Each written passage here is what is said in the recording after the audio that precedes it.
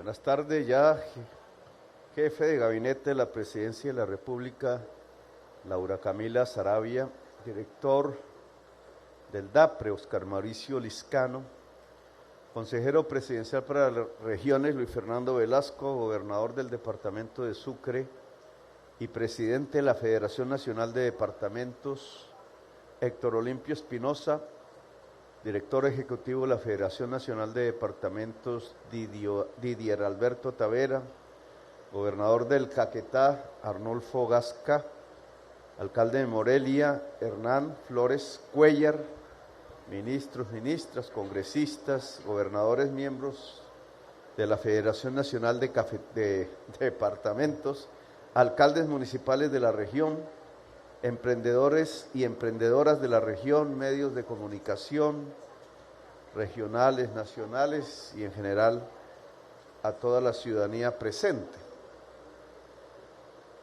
Hoy aquí no está el gobernador de San Andrés. Está la isla ya sin vuelos por decisiones nuestras y está a punto hacia las 7, 9 de la noche de llegar la tormenta vuelta huracán que ya pasó por La Guajira y el Caribe colombiano. No deja de ser una ratificación de lo que habíamos conversado en pasadas oportunidades. Los gobiernos cada vez más en todo el mundo se convierten en gobiernos de la emergencia. No pasa unos meses, estamos en una, el virus por ejemplo, viene otra, estas lluvias permanentes en todo el país, en momentos donde el nivel freático ya es altísimo por el acumulado de lluvias del último año, originando una especie de tormenta perfecta, porque al lado de la crisis climática de la que hoy San Andrés y Providencia serán víctimas, viene una crisis económica, una recesión mundial, un incremento inusitado que alcanza ya a 2.800 millones de personas en todo el mundo del hambre. ¿Quién dijese hace unas décadas? Yo estaba en el Parlamento cuando la mayor parte de los discursos políticos de Colombia y del mundo tenían que ver con la proximidad de una era de abundancia, algo parecido al relato de la Biblia.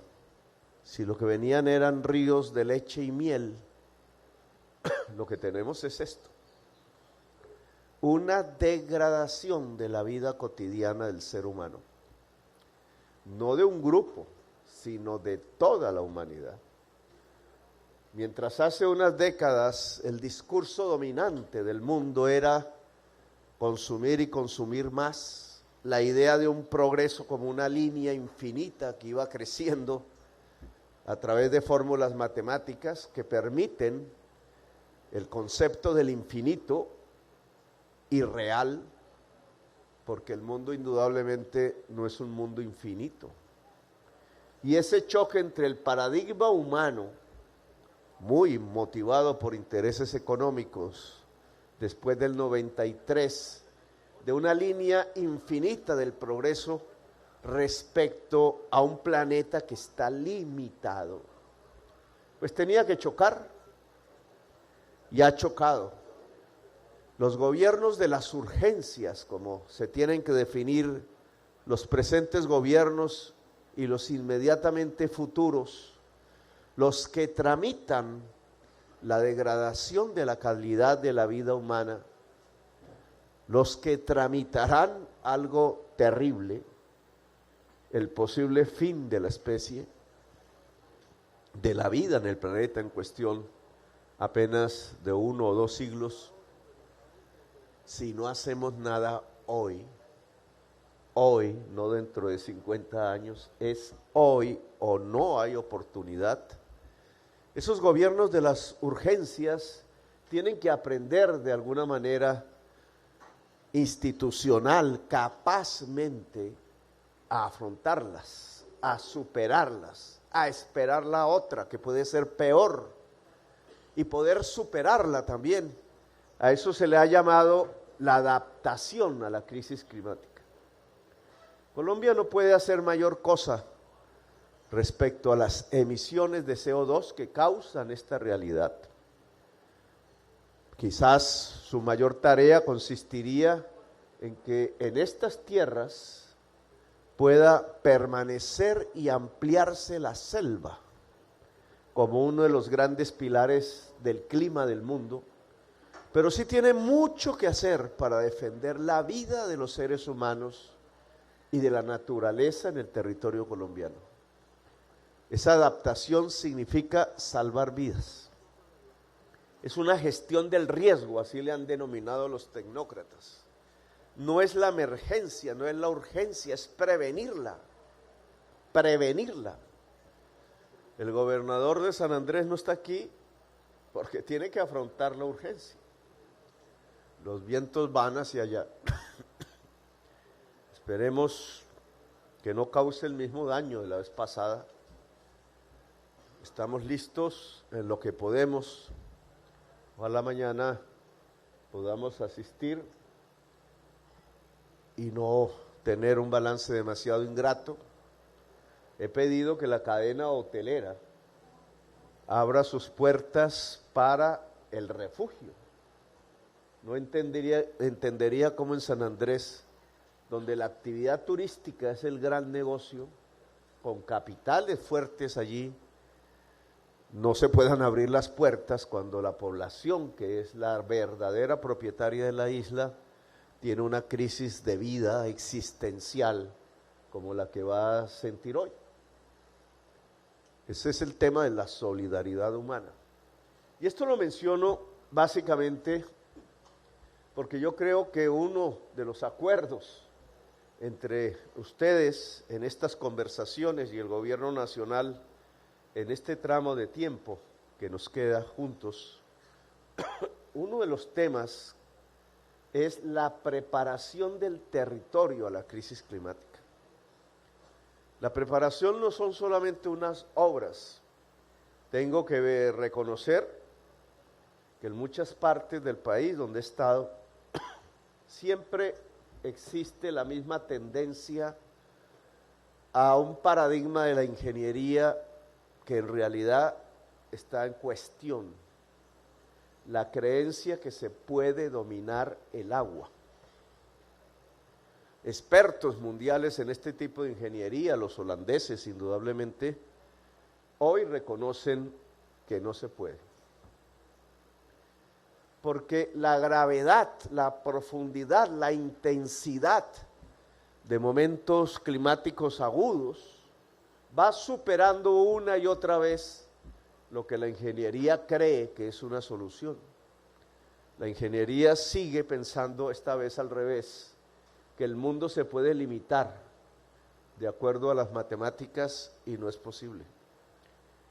Aquí hay que cambiar el chip. Por ejemplo, ¿por qué en las diferentes crisis ambientales, medidas en inundaciones recurrentes en Colombia, la última grande, la del 2010-11, esta parece que la va a superar, según el IDEAM? Esto es un problema de probabilidades. ¿Por qué siempre son las mismas regiones y las mismas personas las que son víctimas? Una y otra vez. Hay un problema para afrontar que tiene que ver con la adaptación a la crisis climática, porque esa población no debería estar asumiendo el riesgo permanente, debería mitigarse. Un tema ahí importante y muy difícil, pero muy, por las inercias propias de la vida humana, es que tenemos que producir reubicaciones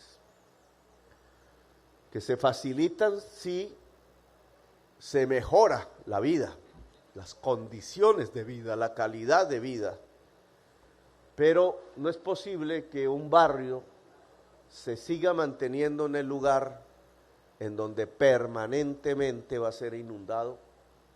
Las personas creen fácilmente que con un muro se soluciona el problema. Miren ustedes la ciudad de Villavicencio, por ejemplo, que hizo el esfuerzo de hacer el muro en uno de los tantos desastres, tratando de proteger barrios pobres, y ya no existe el muro. Y así sucesivamente.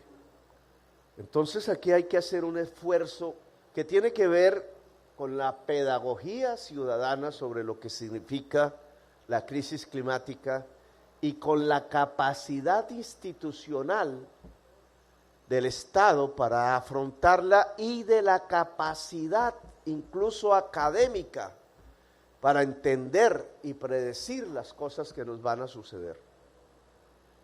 No existen las facultades todavía de las universidades públicas y privadas especializaciones, maestrías sobre lo que significa el cambio climático.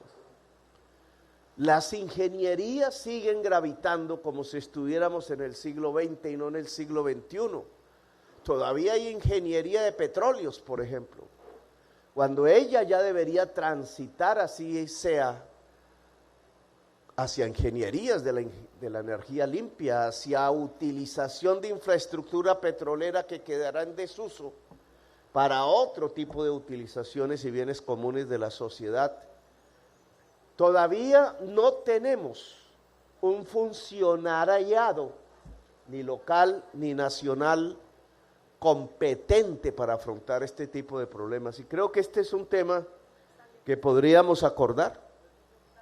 ¿Cómo logramos en cada territorio un incremento de la capacidad para afrontar la crisis climática de tal manera que cada vez más podamos prevenir el desastre y no asumir la política como una emergencia?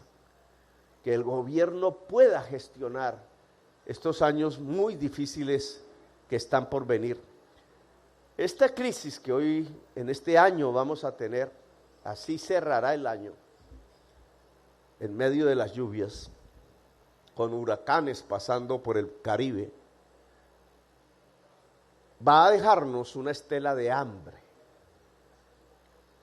Cuando analizamos la última cifra de inflación que entregó el DANE, que sigue con los alimentos por encima, jalonando el proceso inflacionario, alimentos, hoteles, porque los hoteles venden comida, etcétera, alrededor de la alimentación ha estallado la crisis económica. Hay un cambio detrás de las cifras. Ya no jalona el precio internacional del alimento importado, el proceso inflacionario, sino el precio del alimento interno, la yuca, Olimpo, no el maíz. Ese cambio hay que ponerle cuidado porque significa que estas lluvias están restringiendo la oferta alimentaria interna. Esto es lo que yo llamo la tormenta perfecta.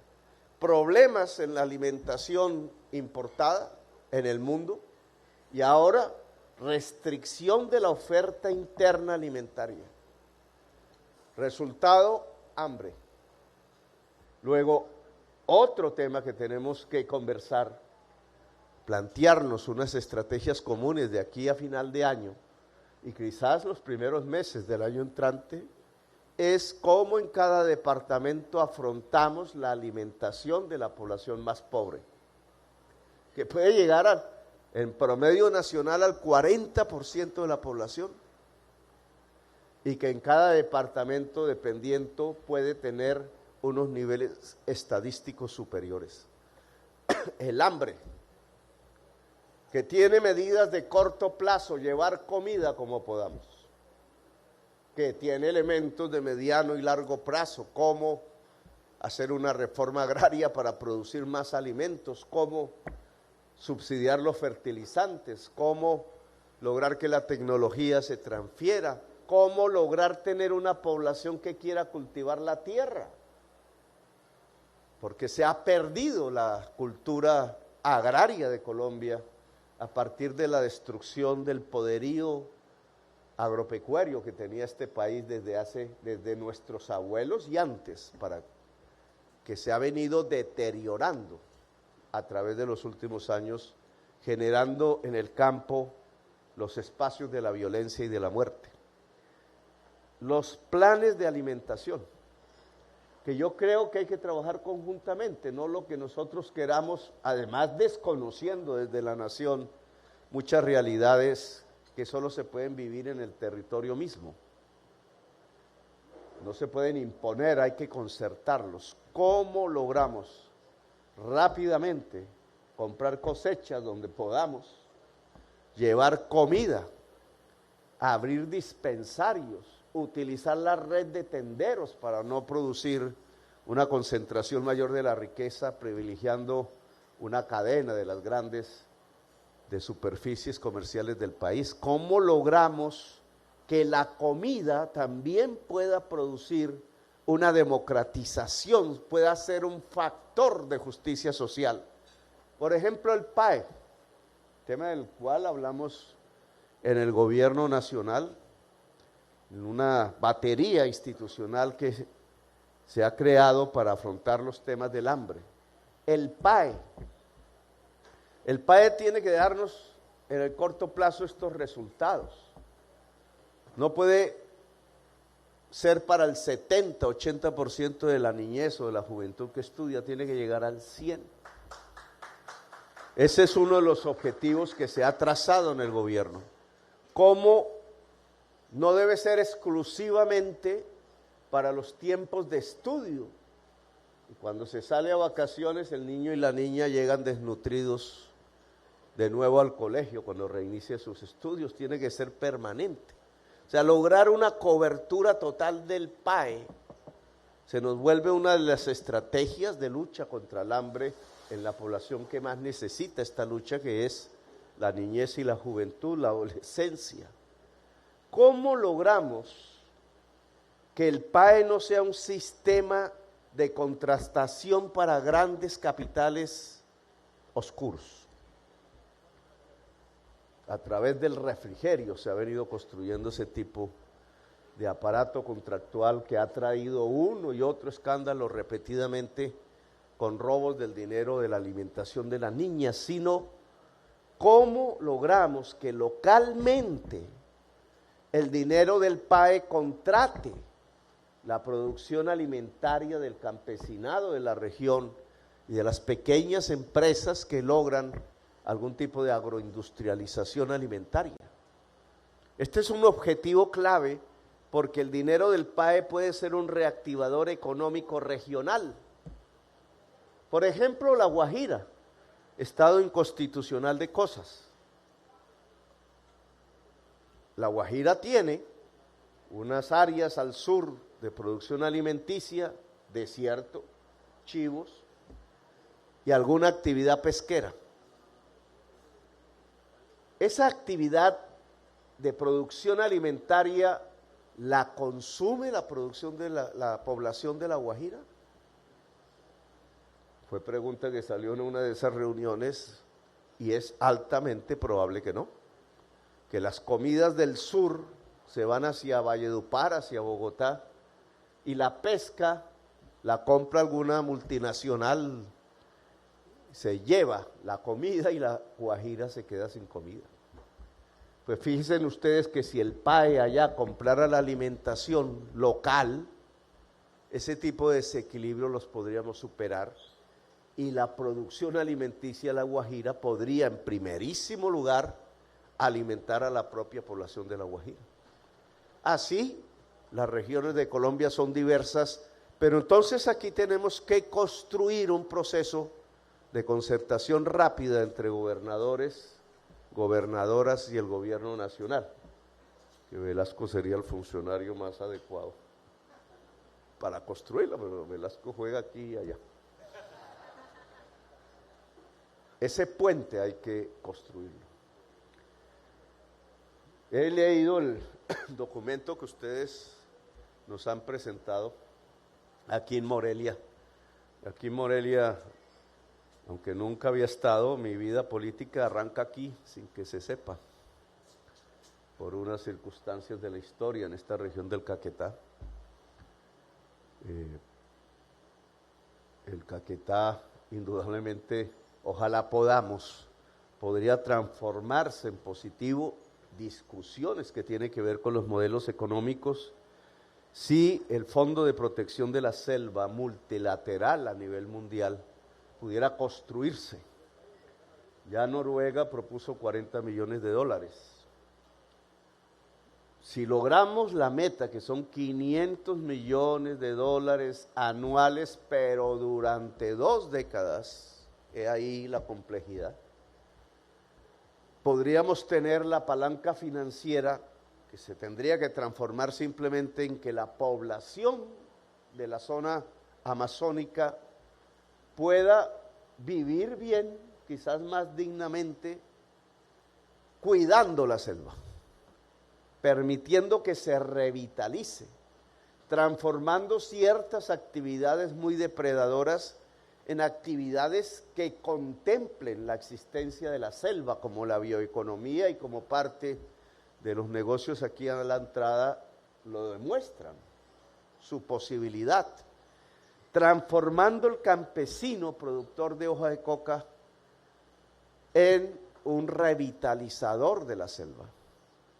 A veces la sustitución del cultivo es más difícil por las razones que aquí se hablaron, porque tiene que aparecer la agroindustria, porque la pasta de coca es agroindustrial, porque tiene que aparecer el mercado, porque la pasta de coca ya tiene el mercado, porque estamos en regiones y muchos de esos campesinos absolutamente aislados de los mercados tradicionales de Colombia por falta de vías, por distancias, porque no era la selva en realidad el espacio donde debería estar el campesinado, sino que fue expulsado a partir de décadas de violencia en Colombia.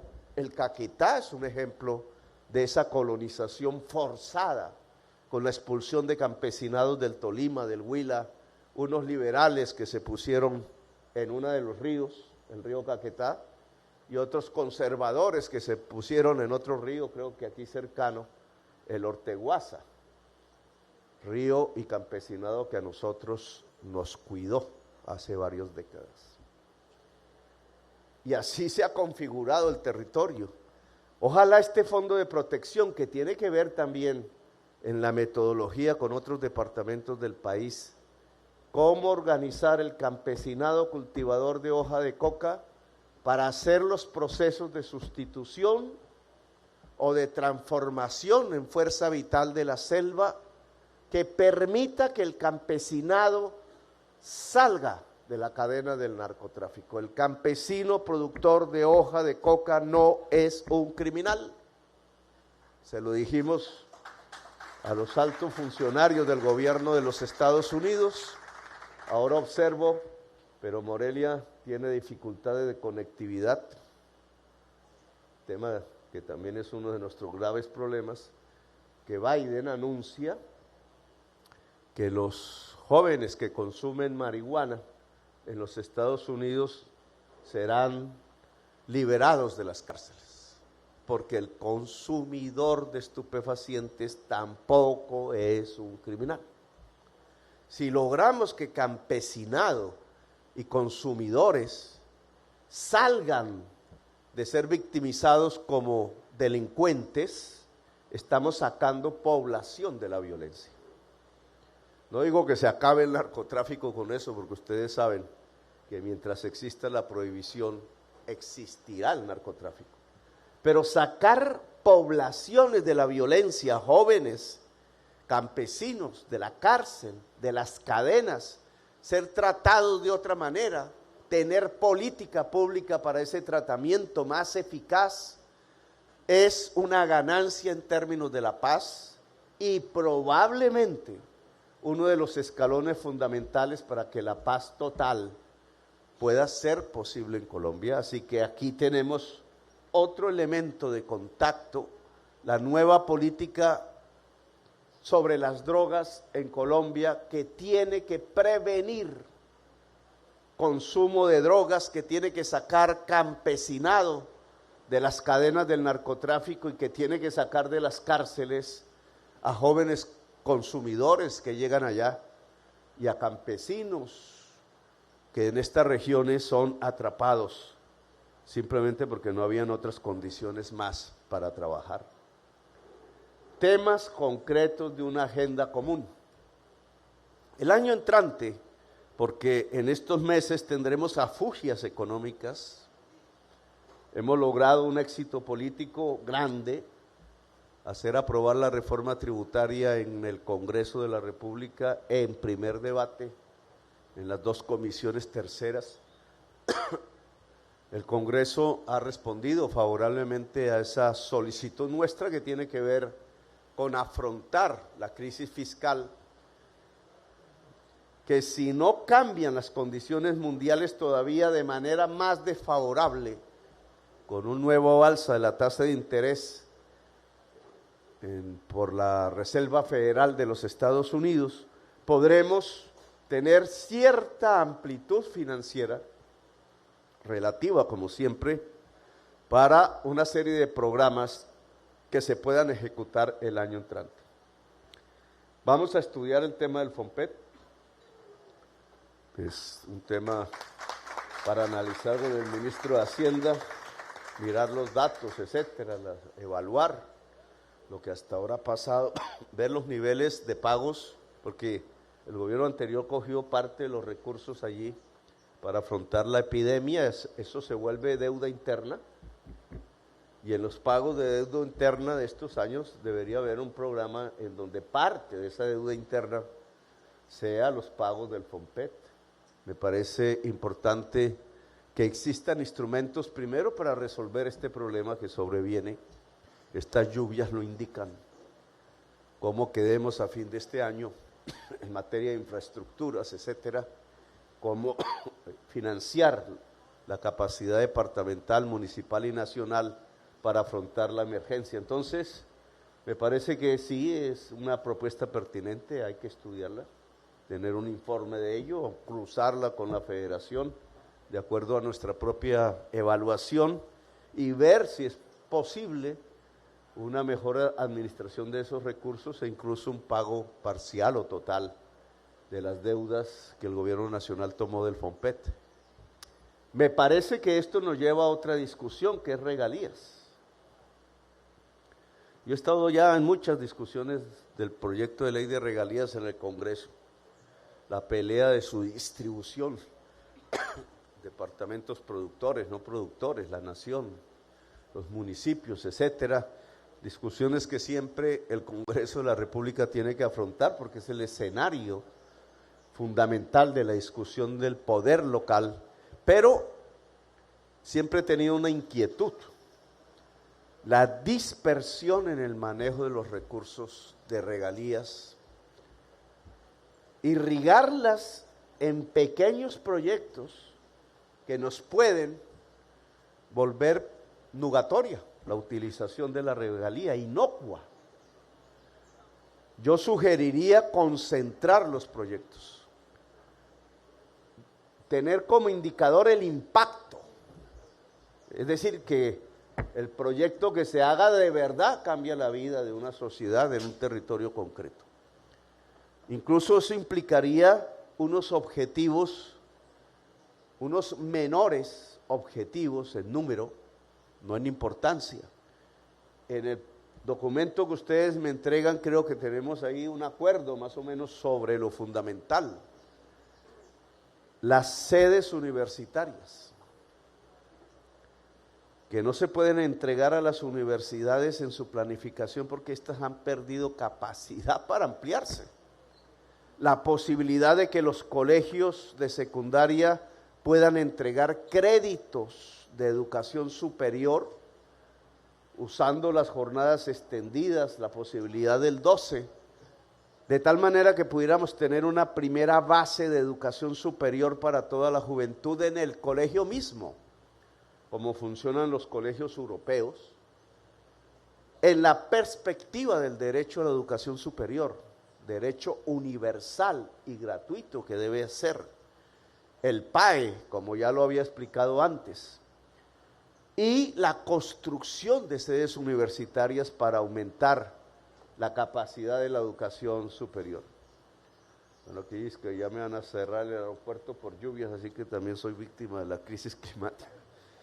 Ese es un tema que me parece clave, la conectividad, las energías limpias, la alimentación, la justicia social alrededor de la alimentación, ver si en muchos departamentos podemos cambiar la tenencia de la tierra en algún porcentaje importante, ver si la obra pública en el mundo rural, en zonas de grandes latifundios, puede ayudarnos a que el campesinado tenga tierra y pueda acceder a procesos productivos de alimentación.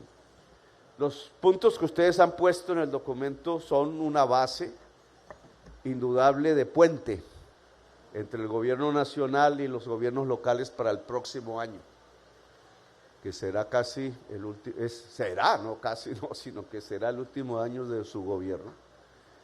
Ese puente yo creo que hay que volverlo ejecutivo, se tiene que volver carne y hueso, hay que apartarlo del proceso político, indudable, porque el recurso público no es para financiar campañas electorales, y puede permitirles a ustedes, independientemente de sus corrientes políticas, un final de periodo, un año final que pueda ser de impacto para las poblaciones que esperan de ustedes su gestión. Bueno, ya nos veremos en la próxima reunión, aquí nos toca irnos. Gracias por haberme escuchado, muy amables, y nos veremos. Gracias al alcalde de Morelia y al gobernador del Caquetá por su hospitalidad.